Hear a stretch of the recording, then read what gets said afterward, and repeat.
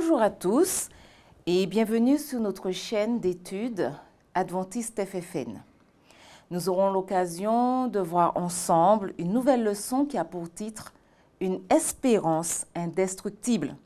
Afin de discuter de cette leçon, de cette étude, nous avons avec nous donc le pasteur Ralph Sichern. Bonjour Ralph. Nadège.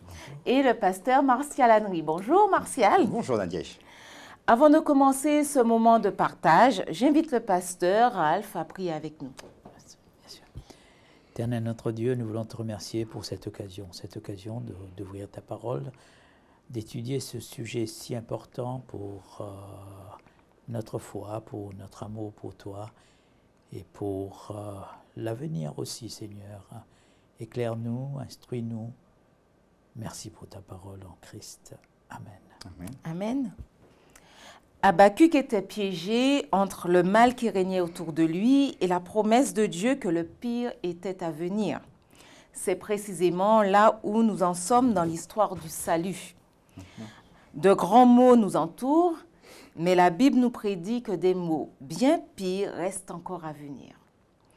Alors la première question serait la suivante.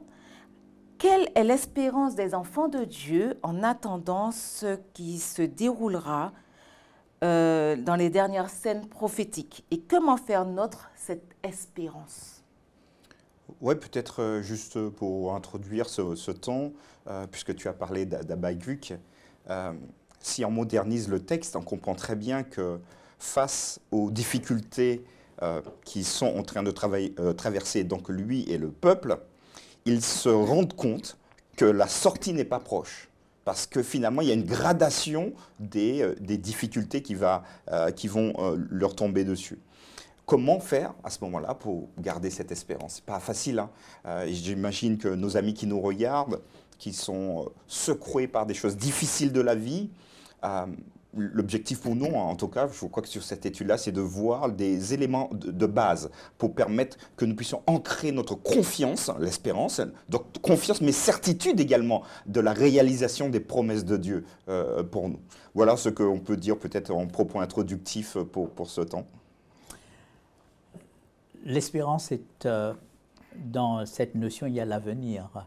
Justement, l'avenir n'est pas toujours brillant. Et puis, nous, en tant que croyants, en tant que chrétiens, on attend que ce Dieu puisse déblayer tout et qu'on y va. Et puis, dans les meilleurs des mondes, l'espérance existe parce qu'il y a la souffrance et puis il y a l'incertitude de l'avenir.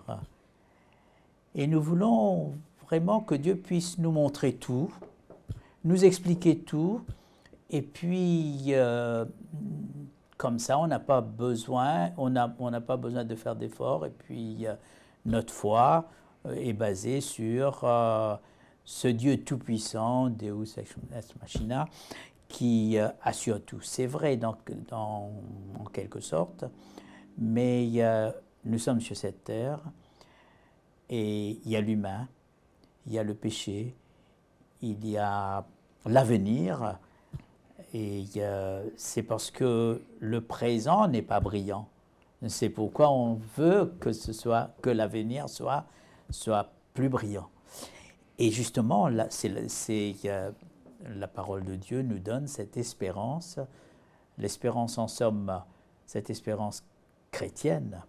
Lorsque j'ai dit chrétienne, cette espérance croyante, et basé sur des faits, sur l'historique, sur l'incarnation, sur la résurrection, sur ce que Dieu fait pour notre salut. En somme, cette espérance, c'est cette certitude que nous avons un Dieu, le Dieu de l'espérance. Okay. Et si je peux me permettre, j'aimerais proposer à nos amis également de voir un texte. Alors c'est Paul qui va donc interpeller les Corinthiens dans 1 Corinthiens, chapitre 13, verset 13. Et c'est assez intéressant la perspective que Paul met dans cette dynamique. Il dira, donc 1 Corinthiens 13, 13, « Maintenant donc, 3 choses demeurent. » Donc il est catégorique. 1, la foi. 2, l'espérance. Et ensuite, la charité, agapé, purement l'amour de Dieu. Et il va rajouter, mais la plus grande de ces 3, c'est la charité. agapé, l'amour de Dieu pour nous.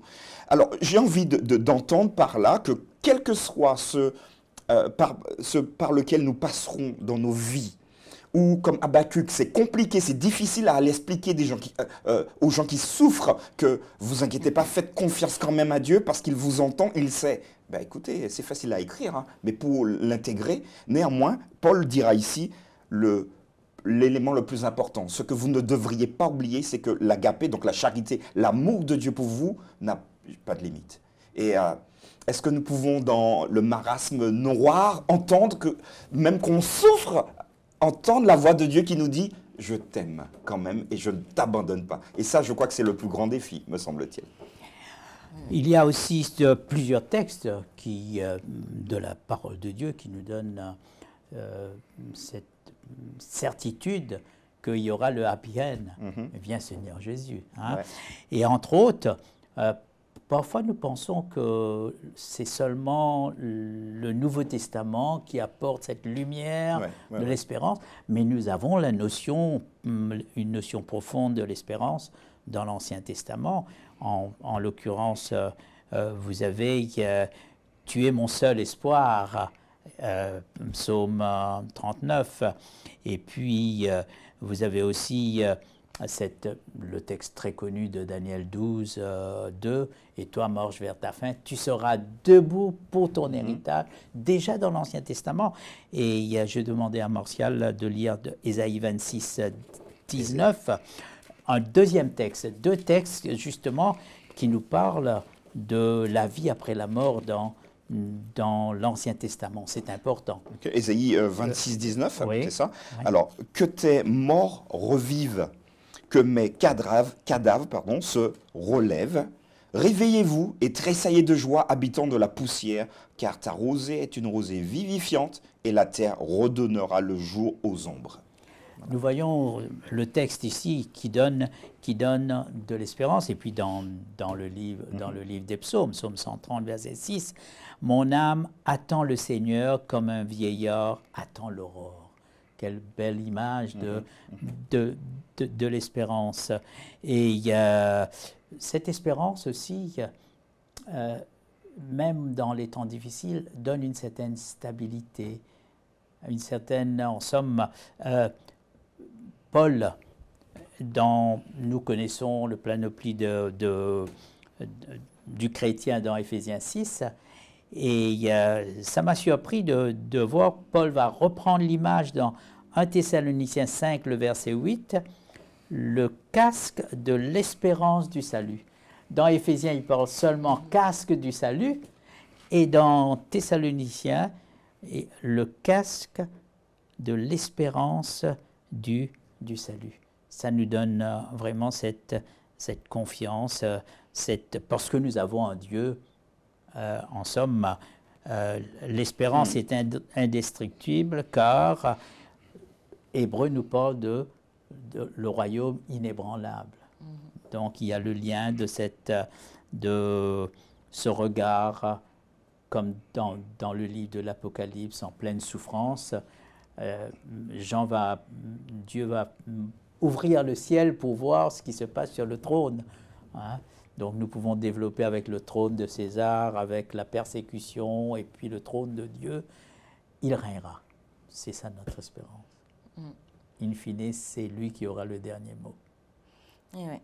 C'est vrai, comme tu disais, Martial, dans la vie de tout homme, il y a des périodes donc de profonde dépression, de découragement total, des jours où la tristesse nous envahit, et il nous semble impossible de croire que le Seigneur est encore le bienfaiteur de ses enfants, des jours où des tourments nous accablent, si bien que la mort nous semble préférable à la vie. D'où ma question, comment continuer à espérer lorsque la souffrance paraît si injuste?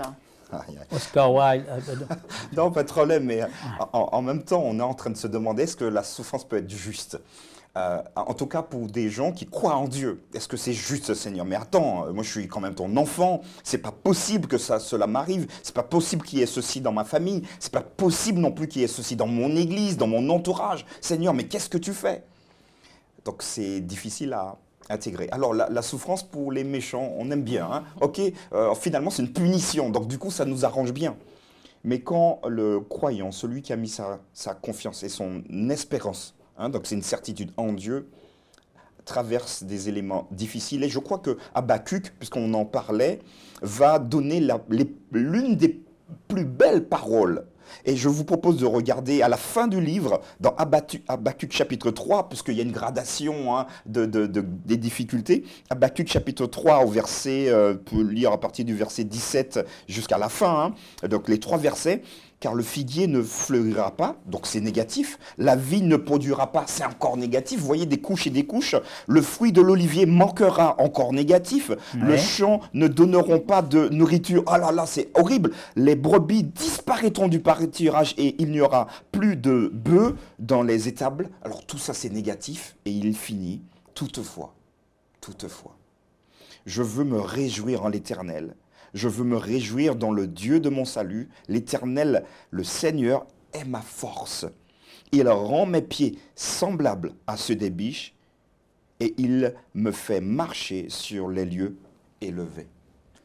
Impressionnant. 2 aspects. Un aspect sombre parce que voilà, c'est compliqué, c'est difficile, mais cette espérance qui prend le dessus. Faire confiance à Dieu. Alors, très clairement, pour nos amis qui nous regardent, si jamais vous traversez des temps difficiles, moi, je ne vous dis pas que demain sera meilleur. Je le souhaite pour vous. Néanmoins, il y a quelque chose de fondamental qui sera meilleur pour vous si vous restez ancré en Dieu, c'est le fait que ce qu'il promet, il le réalise. L'espérance de tout chrétien. Et nous voyons aussi dans cette... pour ce qui se passe dans l'Ancien Testament, en Égypte, esclaves en Égypte, et puis Dieu dit, je vais vous libérer. Il libère. Babylone, il vient, c'était vraiment, on veut que ce Dieu puisse régler tout, et vite ici et maintenant. Voilà. Dieu dit, à Babylone, ça va prendre du temps, cool, restez là, plantez, vous allez récolter. C'est pas pour demain. Ouais, oui. C'est pas pour demain. Et là, on a du mal. Hein. Ah ouais, on n'a pas. Dans le temps, dans la notion du temps, il y a aussi l'éternité. Il y a notre chronos et puis il y a l'éternité. Et nous voulons qu'il n'y ait plus de chronos et on passe dans l'éternité. Oscar Wilde dit, nous sommes tous dans le caniveau, mais certains d'entre nous regardent les étoiles. Donc, au lieu de regarder, levez vos yeux, ce Dieu d'amour souffre avec nous, et puis... pour un temps. Pour un temps. Après, il y aura le happy end. On a parlé de promesses, Dieu qui nous fait des promesses dans sa parole, mais comment s'approprier ces promesses de Dieu? Voilà encore un champ très très large. Alors, s'approprier des promesses de Dieu. Je crois qu'on peut le comprendre au niveau intellectuel, mais ça ne doit pas rester qu'au niveau intellectuel. Ça doit finalement transpirer dans nos faits, nos gestes et notre façon de penser les choses. Parce que dire à quelqu'un qui souffre, ne t'inquiète pas, Dieu va te délivrer, prie, reste accroché. Ouais, mais c'est pas nous qui souffrons, hein. C'est la personne qui vit ça en elle-même. Et donc du coup, je crois, pour répondre à ta question, qu'il faille bâtir, construire dans les temps, dirons-nous, plutôt calmes, notre espérance, notre foi, pour qu'au moment où on en a vraiment besoin, que ce soit déjà stable. Nous rappeler également ce que Dieu a fait par le passé. Nous rappeler également des promesses, d'accord? Ça aide tous ces éléments-là. Mais je crois que fondamentalement, pour que chaque croyant puisse avoir une espérance solide, il faut que chacun, individuellement, construise sa relation avec le Christ. Ça, c'est pour moi fondamental, parce que je peux avoir une espérance qu'on me lègue comme ça. Je vais à l'église tout le temps, me dire ouais, ayez confiance en Dieu, et puis je répète comme un perroquet. J'ai confiance. Ouais, j'ai confiance. Oui, non, mais en fait, tu n'es pas encore au pied du mur. C'est quand tu seras au pied du mur que tu sauras si la confiance que tu as construite n'est qu'une confiance simplement intellectuelle, où ça se réalise vraiment. Et ça peut se réaliser dans la famille, dans le couple, dans la société, dans le milieu professionnel. Est-ce que nous faisons la différence en faisant confiance à Dieu, même quand tout va bien? Ce qui me frappe dans la parole de Dieu, de toute façon, cette confiance, nous nous puisons cette confiance dans ce que Dieu a dit Absolument. et dans ce que Dieu a fait. Abraham a toujours épaté lorsque il dit « Nous allons adorer et nous reviendrons vers vous ». Et c'est que il savait qu'il allait sacrifier Isaac. Il dit « Nous allons revenir ». Il n'a pas dit « Je reviendrai seul ». Donc il avait cette confiance absolue. Et que aussi cette Christ, cette confiance en Dieu, en ce que Dieu a promis. Et puis, Père, je remets mon esprit entre tes mains. Et toutes les prophéties messianiques dans l'Ancien Testament, et tout ce que Dieu a dit, ça se réalise, ces prophéties. En nous appuyant sur ces prophéties réalisées, nous voyons que Dieu ne ment pas. Très bien. Alors, quand nous sommes occupés, il est assez difficile de se souvenir que Dieu est proche de nous.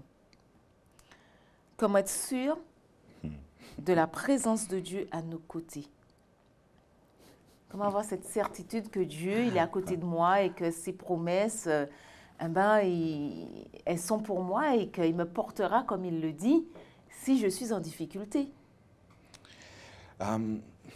C'est toujours le même principe. Faire confiance à Dieu, c'est lui vouer carrément notre intellect. Il a promis des choses. Il a, par exemple, dans Matthieu 28, « Je serai avec vous tous les jours jusqu'à la fin du monde ». C'est une promesse et j'aimerais vraiment qu'on puisse retenir quand Dieu promet, il réalise. Et c'est une réalité. Il importe quand même, néanmoins, que nous devrions être... Voilà, de tisser cette relation qui est la relation de confiance. C'est la foi qui va se muscler, j'aime bien utiliser ça. Notre foi va se muscler et sera opérationnelle quand il y aura des moments difficiles. Pour prendre l'exemple des militaires, hein. Un militaire ne prend pas son fusil et dit « Ok, je vais à la guerre ». Non, c'est bien en avant qu'il prépare la guerre en se renforçant physiquement, intellectuellement, mentalement pour qu'il soit opérationnel quand il y a la guerre pour pouvoir supporter tous ces éléments-là. Mais il y a quand même un élément fondamental, me semble-t-il, c'est Dieu qui peut construire ça en nous. Nous sommes donc disposés, nous nous ouvrons à lui et lui, il construit avec nous. Et il nous fait passer parfois par des chemins très compliqués. Le mien ne sera pas le tien, ni celui de Ralph. Chacun aura son cheminement. Mais l'objectif de Dieu, c'est de finalement parfaire notre confiance. Notre foi, puisqu'il y a une relation entre foi et espérance. J'espère que nous aurons le temps de le voir tout à l'heure. Mais c'est vraiment dans cette dynamique-là, donc s'approprier les promesses de Dieu, hein, vraiment rentrer dedans avec son aide. Parce que humainement, c'est pas possible. C'est pas possible. Vous imaginez un enfant, alors je prends le dernier exemple, hein, parce que quand on parle théorie, c'est plutôt facile, mais une mère qui met au monde un enfant qu'elle a attendu pendant 9 mois, avec des pathologies, il faut opérer l'enfant, mais Seigneur, mais qu'est-ce que tu as fait? Et forcément, on se retourne encore vers Dieu, mais Seigneur, ou fais quelque chose, pourquoi tu ne fais rien? Et parfois même, j'ai eu personnellement l'exemple, un enfant de 2 ans qui part, mais comment expliquer ça? Comment dire ça à l'enfant, aux parents, pardon? C'est très complexe et c'est très délicat. Il faut que nous finalement encouragions à ne pas perdre espoir, à ne pas perdre cet objectif, cette promesse que Dieu nous fait. Écoutez, pour le moment, vous êtes dans le monde, bien ou pas bien, enfin, attaché à Dieu ou pas attaché à Dieu, vous allez subir des choses. Mais ayez confiance parce que je viens vous délivrer. Cette espérance, cette confiance en Dieu, c'est comme, moi je prends l'image du laboureur qui a vraiment tout fait pour payer, pour faire travailler son champ, et tout est fait, et puis il ne vient pas faire la moisson. Oh ouais, il laisse tout comme ça. Et c'est que Dieu a fait, en somme, pour notre salut, avec Jésus-Christ, l'incarnation, avec toute laisser le ciel et venir, il nous a fait la promesse, je reviendrai vous prendre avec moi. Et puis après aussi, il y a ce cheminement de Dieu, comment Dieu a conduit son peuple. Et il y a quelqu'un qui a dit, si si Dieu est loin, ce n'est pas lui qui s'est déplacé. C'est nous. Ouais, ça c'est intéressant parce que en même temps, quand Dieu promet des choses, alors j'aime bien c'est vrai, c'est nous qui nous sommes déplacés. En même temps que quand Dieu promet, j'utilise une expression, il fait des clins d'œil pour dire que je suis là. Je suis là. D'accord? Parce que parfois, voilà, quand nous sommes submergés par voilà, les vicissitudes de la vie, nous ne voyons plus Dieu près de nous. Mais il nous fait quand même des clins d'œil, comme il l'a fait pour Israël. Israël, c'est un très beau... Bon, tu as parlé tout à l'heure, ils sont sortis d'Égypte. Ok, très bien. Mais maintenant, j'assure jusqu'en Canaan. Et puis quoi? Je vais vous donner de l'eau ici, je vais vous donner du pain ici, je vais vous donner de la viande aussi, même si parfois ça ne se passe pas très bien. Mais voilà, mais des clins d'œil. Et donc, j'ai envie de nous dire... donc, la question, c'est comment être sûr? Eh bien, peut-être analyser notre vie, Seigneur. Où m'as-tu fait un clin d'œil pour me montrer que tu es là? Et peut-être, alors certaines personnes proposent d'écrire, parce qu'on oublie vite, hein, on oublie très très vite, d'écrire, ah oui Seigneur, ah oui, voilà, oh, ok, c'est vrai, tu ne m'as pas abandonné. Ça permet également de continuer à construire notre foi, notre confiance et cette espérance de la présence de Dieu à nos côtés. Paul l'affirme dans Hébreux 10, le verset 23, celui qui a fait la promesse est fidèle. C'est en somme, notre confiance est dans la fidélité de Dieu, non pas dans les événementiels parfois, qui nous dit mais ça arrive, est-ce que c'est vraiment ça? C'est notre Dieu qui nous fait la promesse, je vous délivrerai. Le souci, c'est qu'on ne sait pas quand. Oui. Ouais. Et là, on a du mal avec ça. C'est ça. Ben, avec ou sans Dieu, alors les hommes qui ont Dieu dans leur vie et ceux qui ne l'ont pas vivent tous les deux des moments de bien-être et des moments de difficulté. Alors, quelle est la valeur ajoutée d'avoir Dieu dans sa vie? Alors, ta question est pertinente. C'est vrai que dans le cheminement chrétien, on a tendance à voir que ceux qui ne sont pas attachés à Dieu, finalement, ça va bien pour eux. Mais c'est valable dans les deux camps, en fait. Il y a de ceux qui sont attachés à Dieu où ça va très très bien également. Mais l'inverse est possible. Et donc, ta question est donc de pouvoir déterminer ensemble la plus-value. Hein, ça sert à quoi d'avoir Dieu en plus? Si nous sommes comme tous les hommes, à supporter le bon comme le mauvais, ça sert à quoi? C'est quoi la plus-value? Mais j'aimerais peut-être proposer un texte qui se trouve dans Romains 7, verset 14, pour donner une perspective. Hein. Romains 7, verset 14. Alors, le premier élément, Romains 7, verset 14, va nous dire nous savons en effet que la loi est spirituelle, mais moi, je suis charnel, vendu au péché. Moi, je crois que ici, l'auteur fait une séparation.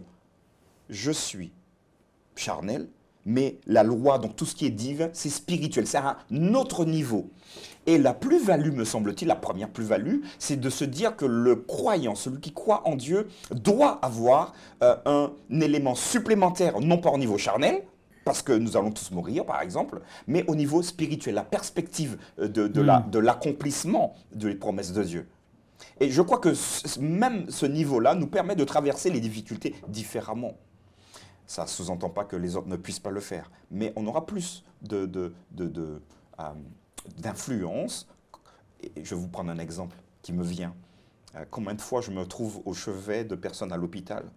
Et pour moi, hey, pasteur, je viens réconforter, mais c'est eux qui me réconfortent.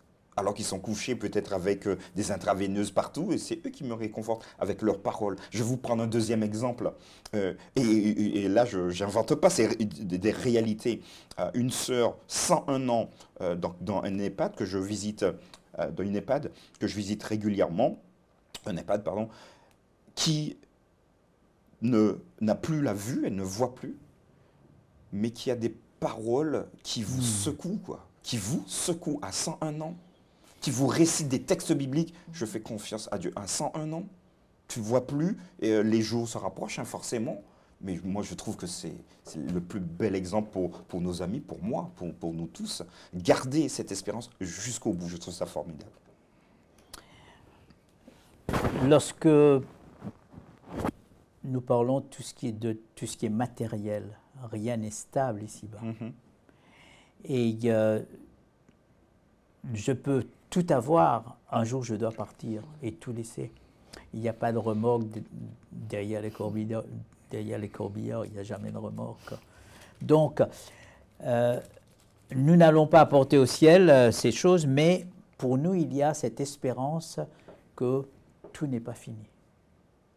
Il y aura quelque chose d'autre. C'est ça, cette valeur d'ajouter.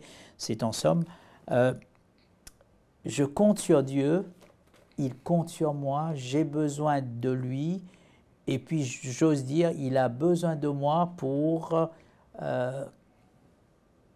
porter cette espérance. Il a besoin de nous, pas de moi, mais de nous, de l'humain, pour... il y a des anges, mais il n'a pas choisi d'évangéliser avec les anges, de témoigner avec les anges.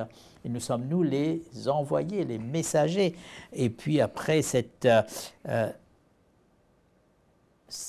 valeur ajoutée, c'est la finitude de l'homme et l'infinitude de Dieu. Ouais. C'est ça la valeur ajoutée. Alors, peut-être encore pour rajouter quelques petits éléments, c'est vrai que cette valeur ajoutée est dans le futur, c'est vrai, mais elle est aussi dans le réel, ancrée dans le présent.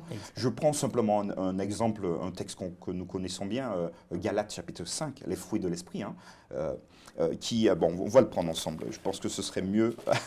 Là, comme ça, ce sera plus facile. Galates chapitre 5, oui, voilà, verset 22. Mais le fruit de l'esprit, en clair, je le dis très très souvent, ce que l'esprit produit en nous, pas dans l'éternité tout de suite. L'esprit est capable de faire, c'est quoi? C'est l'amour. Voilà une plus-value. Aujourd'hui, à la télé, partout, ouais, on manque d'amour. Ah ben voilà, concrètement, c'est possible. Donc voilà une plus-value pour le chrétien. C'est la joie, la paix, la patience, la bonté, la bénignité, la bienveillance. On a envie de plus de bienveillance dans les églises, dans nos familles. Tout de suite, voilà la plus-value que le chrétien doit et peut avoir quand il met sa confiance en Dieu. Et le texte continue, la fidélité, la douceur, la tempérance, la douceur, on aimerait tous avoir que nos familles soient, voilà, lieu de paix, un havre de paix. Mais Dieu est capable de faire ça tout de suite. Donc voilà encore des plus-values, parce qu'il n'y en a pas qu'une, que le Christ veut faire pour nous tout de suite, mais ça n'enlève pas le fait que finalement il y a une projection également dans le futur pour nous dire, ça vous allez juste goûter à ça maintenant, mais vous inquiétez pas, ce sera pleinement accompli quand je reviendrai. Et je crois que finalement le chrétien, il est fier d'être chrétien même quand il est malade. Merci beaucoup pour ce moment de partage. Si vous pouviez laisser une promesse à nos auditeurs, ce serait laquelle? Une promesse. Le temps que je réfléchis, je laisse la parole à mon collègue. Je sais que mon Rédempteur est vivant, qu'il y a un Dieu au ciel. Donc, comme Voltaire un jour après l'exposé, il a dit « Dieu n'existe pas » et puis après, il y a une petite dame est venue en disant « Oui, j'ai suivi votre conférence, mais moi je suis aveugle. Vous dites que Dieu n'existe pas. Je ne vois pas le soleil, mais je sens les rayons du soleil sur ma peau qui me chauffent le cœur. » Voilà, alors quant à moi, pour peut-être donner un texte, j'aimerais prendre le dernier livre de la Bible. Alors, il y en a plein dedans, mais Apocalypse chapitre 22, verset 20. Celui qui atteste ces choses dit, oui, je viens bientôt. Amen, ou ainsi soit-il. Amen, viens, Seigneur Jésus. Voilà, donc c'est un lien entre l'humain et le divin qui confirme, et l'humain qui dit, viens, Seigneur, on t'attend, espérance. Voilà. C'est comme un film. Il y a fin à la fin, mais avec ça, il n'y a pas de fin. Il n'y a pas de fin, absolument. Merci. Merci de nous avoir suivis. Je vous dis à bientôt pour une nouvelle étude.